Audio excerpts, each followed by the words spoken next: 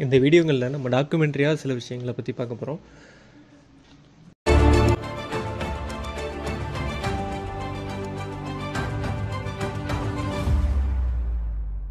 இயல்பாகவே நம்ம நிறைய விஷயங்களில் இன்வால்வ் ஆகியிருப்போம்.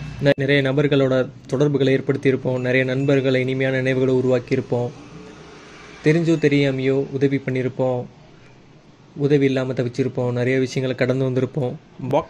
ஒரு சில சூழ்நிலைகளில் நம்ம கடந்து வரும்போது அந்த சூழ்நிலைகள் நம்ம மேலே ஏற்படுத்தக்கூடிய தாக்கங்கிறது ரொம்ப அதிகமாகவே இருக்கும். எடுத்துக்காட்டுக்கு சொல்லப்போனால், நம்ம இப்போது கரண்ட்டாக நான் பேசுகிறத நீங்கள் எல்லோரும் கேட்டுட்ருப்பீங்க. பட் வேறு ஒரு விஷயத்த நம்ம யோசிச்சுக்கிட்டு இருப்போம். கரண்ட்டாக ப்ரெசண்ட்டாக நம்ம இங்கே இருக்க மாட்டோம். காரணம் என்னென்னா, அந்த விஷயங்கள் உண்டாக்குன தாக்கம். இந்த தாக்கம் எப்படி உண்டாகுது? பஸ்ஸில் போகிறோன்னா கண்டக்டர் சேஞ்ச் இல்லை அப்படின்னு சொல்லிட்டு நம்மகிட்ட சேஞ்சு கேட்பாங்க. சிலர் அதை ரொம்ப அழுத்தம் கொடுத்து தாக்கமாக கேட்க மாட்டாங்க. சிலர் அந்த ஒரு 2 ரூபான்றதையும் நீங்கள் எடுத்துகிட்டு வராமல் இருந்திருக்கக்கூடாது, நீங்கள் எதுக்கு ஏறுனீங்க பஸ்ஸில் அப்படின்னு வேண்டாத விஷயங்களை நம்ம தாக்கங்களை உண்டாக்குறாங்க. இந்த விஷயங்கள் அவங்களுக்கு குறிப்பிட்ட அவங்கள பொறுத்த வரைக்கும் பெரிய தாக்கங்களை உண்டாக்கும் அடுத்தவங்க மேலே அப்படின்ற தாட்டோட அவங்க பண்ணுறதில்ல. பட் அவங்க பண்ணிட்டாங்க. இந்த தாக்கம் நம்ம கிட்ட பெரிய லெவலான தாக்கத்தை உண்டாக்கும். அந்த காலையில் நம்ம பஸ்ஸில் போகும்போது நடந்த விஷயங்களை யோசிச்சுக்கிட்டு இருப்போம். இல்லை பைக்கில் போகும்போது பார்த்து வரலாம்ல, பாலாக்கோட்டை திண்டுக்கல்லாம் நாங்கள் தான், நான் தாடா பிலிப்ஸு எடுத்துக்கோ. இந்த மாதிரி தாக்கங்களால் உருவாக்கப்பட்ட நம்ம மனோநிலை என்னவா இருக்கும்? அதுக்கு ரிசல்ட்ன்றது ஒன்று இருக்கணும் இல்லையா? ஒரு செயல்னு இருக்குன்னா அதுக்கு எதிர் செயல் இருக்கும் இல்லையா? நியூட்டன்ஸோட தேர்ட் லா மாதிரி ஒவ்வொரு வினைக்கும் அதற்கு எதிரான சமமான எதிர் விசைகள் உள்ளன அப்படின்ற மாதிரி நம்ம பண்ணுற ஒவ்வொரு செயலுக்கும் ஒரு எதிர்வினைகள் இருக்கும். அப்போது இந்த மாதிரி நமக்கு வேண்டாத கசப்பான விஷயங்கள் நம்ம மனசில் நிறைய தாக்கங்களை உண்டாக்குது. இந்த தாக்கங்கள்ன்றது உண்டாகுதுன்றது இயல்பான விஷயந்தான். இந்த தாக்கங்கள் நாள் போக்கில் எப்படி வளருதுன்றதை பற்றி நம்ம இப்போ தெரிஞ்சுக்கலாம். தாக்கங்கள் எப்படிலாம் வளருதுன்னா, அதுக்கு சாதகமான சூழ்நிலைகளை நாம் அதுங்களுக்கு கொடுக்கும்போது என்ன மாதிரினா, நம்ம இப்போ வீடியோஸ் நிறையா பார்க்குறோம். இன்ஸ்டாகிராம், யூடியூப், ஃபேஸ்புக், இந்த மாதிரி வலைத்தளங்களில் நம்ம வீடியோஸ் நமக்கு நிறையா தெரிஞ்சுக்கிறோம், பார்க்குறோம். பட் ஆனால் அதுங்களில் நம்ம எத்தனை சதவீதமான வீடியோஸ் எத்தனை எண்ணிக்கையிலான வீடியோஸை நம்ம தேவையான வீடியோஸ், நமக்கு இது தேவையில்லாத வீடியோஸ் அப்படின்றத நம்ம தெரிஞ்சுக்கிட்டு பார்க்குறோம். செலக்ட் பண்ணி செலக்டிவாக பார்க்குறோம். எத்தனை படங்களை நம்ம தெரிஞ்சுக்கிட்டு பார்க்குறோம். இந்த மாதிரி தான் இந்த படம் இருக்கும், இந்த படத்தை நம்ம பார்க்கலாம், இந்த படத்தை நம்ம பார்க்க வேண்டாம், இந்த விஷயங்களை நம்ம பேசலாம், இந்த விஷயங்களை பேச வேண்டாம், இந்த விஷயங்களை கேட்கணும், இந்த விஷயங்களை கேட்கக்கூடாது அப்படின்றத நம்ம எத்தனை பேர் தெரிஞ்சிருக்கோம். எதுக்காண்டி இதை நான் சொல்ல வரேன்னா, நம்மளில் உருவான அந்த தாக்கங்கள் ஃபீட் எடுத்துக்குது, உணவுகளை எடுத்துக்குது. அதுங்களுக்கு ஆரோக்கியமான உணவுன்றது அமைதியான சூழ்நிலை, நல்ல பழக்க வழக்கங்கள், நல்ல நண்பர்கள், நல்ல நினைவுகள், இப்படின்ற நிகழ்வுகள் அதுங்களுக்கு நல்ல ஒரு உணவாக இருக்காது. இதுங்களுக்கு ஏற்ற உணவாக என்ன இருக்குன்னா, நமக்கு வாழ்க்கையில் நடந்த கசப்பான விஷயங்கள், நம்ம பார்த்துக்கிட்டு இருக்கக்கூடிய சடனாக எடுக்கக்கூடிய தீர்வு. நம்ம ஒரு விஷயத்தை நம்புவோம், சடனாக இதுதான் தீர்வாக இருக்கும் இந்த விஷயத்துக்கு அப்படின்னு நம்புவோம். அந்த மாதிரி விஷயங்கள் இதுக்கு பெரிய ஒரு உணவாக இது எடுத்து கன்சியூம் பண்ணிக்கும். இந்த மாதிரி உணவுகளை அது கன்சியூம் பண்ணும்போது எண்ணங்களை அது உருவாகுது. தீய எண்ணங்களை உருவாக்குற ஒரு அடையாளமாக நமக்குள்ளே நம்ம ஒன்று வளர்ந்துட்டுருக்கு இல்லையா? நமக்குள்ளே ஒன்று வளர்ந்துட்டுருக்கு நமக்கே தெரியாமல். அந்த வளர்ச்சிக்கு நம்மளே நமக்கு தெரியாமல் உணவுகளை கொடுத்துட்ருக்கோம். இது எங்கே போய் முடியுதுன்னா, நமக்கு சூழ்நிலையில் சுற்றி வாழக்கூடிய, நமக்கு அடையாளம் தெரிஞ்ச நபர்களோ நமக்கு அடையாளம் தெரியாத நபர்களோ அவங்களுக்குள்ளே இருக்கக்கூடிய இந்த வேண்டாத அழுக்கு குப்பைகள் நாளடைவில் உயிர்கொல்லிகளாக உருவாகிடுது. இந்த உயிர்கொல்லிகள் என்ன பண்ணுதுன்னா, அடையாளம் தெரிஞ்ச நபர்களை பயன்படுத்தி அடையாளம் இல்லாத, நோக்கங்கள் இல்லாத, வேஸ்டான இந்த மாயைன்னு சொல்லலாமா, மாயை இல்லைன்னா இதுக்கு அன்ஐடென்டிஃபை பர்சன் அப்படின்னு சொல்லலாம். இன்னொன்று நோபடி அப்படின்னு சொல்லலாம். இந்த நோபடி என்ன பண்ணுறாங்கன்னா, அவங்களோட ப்ரொஃபைலை யூஸ் பண்ணி அவங்களுக்கே தெரியாமல் அவங்கள மாற்றுறாங்க.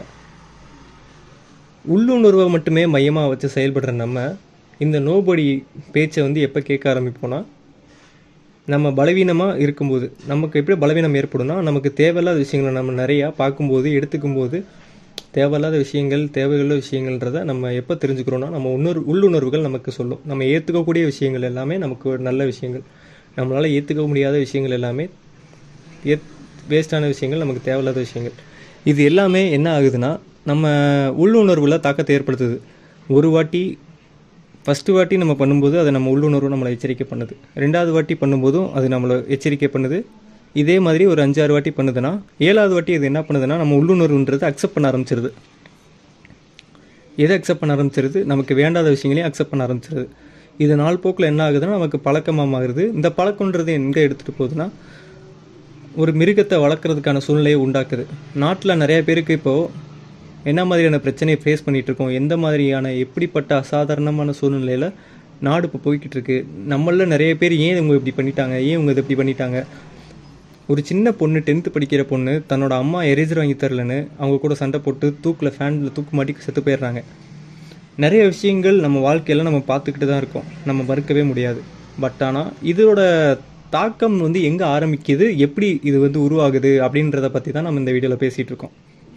ஸோ ஒரு வீட்டில் வளர்க்கக்கூடிய வளர்ப்பு நாய், வளர்ப்பு பூனைகள், அதுங்களுக்குள்ளே இருக்கக்கூடிய அந்த உணர்வுன்றது நம்மளோட உணர்வுன்றது அந்த உணர்வுக்கு தொடர்பை ஏற்படுத்துது. நாய் பூனைகளை நம்ம வீட்டில் வளர்க்குறோன்னு வச்சுக்கோங்களேன், அந்த நாய் பூனைகள் நமக்கு ஓனருக்கு அடிபட்டிருக்கு, இல்லை ஓனருக்கு காயங்கள் உண்டாயிருக்குன்னா அதுங்க நம்மளை நக்கும்போது அந்த காயத்தோட இரத்த சுவையோ வாடையோ அதுங்களுக்கு உள் உணர்வுகளை பதிவுகளை ஏற்படுத்திடுது. இது ரிசர்ச்சில் கண்டுபிடிச்சிருக்காங்க. இந்த உள்ளுணர்வுன்றது அதுங்களுக்குள்ள ஒரு பதிவை ஏற்படுத்தி வச்சுக்குது. நாளடைவில் அந்த ஓனரால் நடமாட முடியல, எந்திரிச்சு நடமாட முடியலை, அவங்களால படுத்த படுக்கையாக இருக்காங்க, அவங்கள பார்த்துக்கிறதுக்கு தனிமையில் அந்த நாய் மட்டும்தான் அவங்க கூட இருக்குது அப்படின்னா, அந்த நாயோ பூனையோ அந்த விலங்குன்றது கூட இருக்கும்போது அந்த விலங்குன்றது அந்த ஓனரோடைய உடல் பகுதிகளையே சாப்பாடாக உணவாக எடுத்துக்குதான். இதை ஒரு ஆய்வில் ஆய்வை நடத்தி கண்டுபிடிச்சிருக்காங்க. சரிங்களா? இந்த ஆய்வோட தாக்கத்தில் நம்ம எதை பற்றி தெரிஞ்சுக்கணுன்னா, நமக்குள்ளேயும் இருக்கக்கூடிய மிருகங்களை நம்ம எப்படி நமக்கே தெரியாமல் உருவாக்கியிருக்கோம், அந்த மிருகங்கள் எங்கே உருவாகியிருக்கு அப்படின்றத அடையாளம் கண்டுபிடிச்சு வளர்க்குறதும் அதை முடிக்கிறதும் நம்ம கையில் தான் இருக்குது. நமக்குள்ளே நடக்கக்கூடிய போராட்டங்கள் நிறைய இருக்குது. என்ன மாதிரினா, அந்த பதிவுகள் குப்பைகளால் உருவாக்கக்கூடிய விஷயங்கள் நமக்குள்ள எண்ணங்களை, வேண்டாத எண்ணங்களை, தேவையில்லாத எண்ணங்களை உருவாக்குது. அந்த தேவையில்லாத எண்ணங்கள் நம்மளை என்ன பண்ணுதுன்னா, நம்ம உள்ளுணர்வு கூட போராடுது. நம்ம உள்ளுணர்வு அதோட தோக்க ஆரம்பிக்கும் போது, அது பலவீனம் அடையும் போது இந்த குப்பைகள் உருவாக்கம் பெற்று உயிர்கொல்லியாக மாறி நம்மளை ஆக்கிரமிக்குது. நிறைய சமூக விரோதிகளை உண்டாக்குது.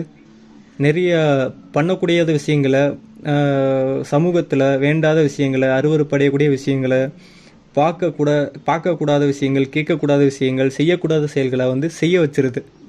இந்த தாக்கத்திலேருந்து வெளியே வர்றதுக்கான விஷயங்களை நம்ம கண்டுபிடிக்கணுன்றதை தான் நான் சொல்ல வரேன்.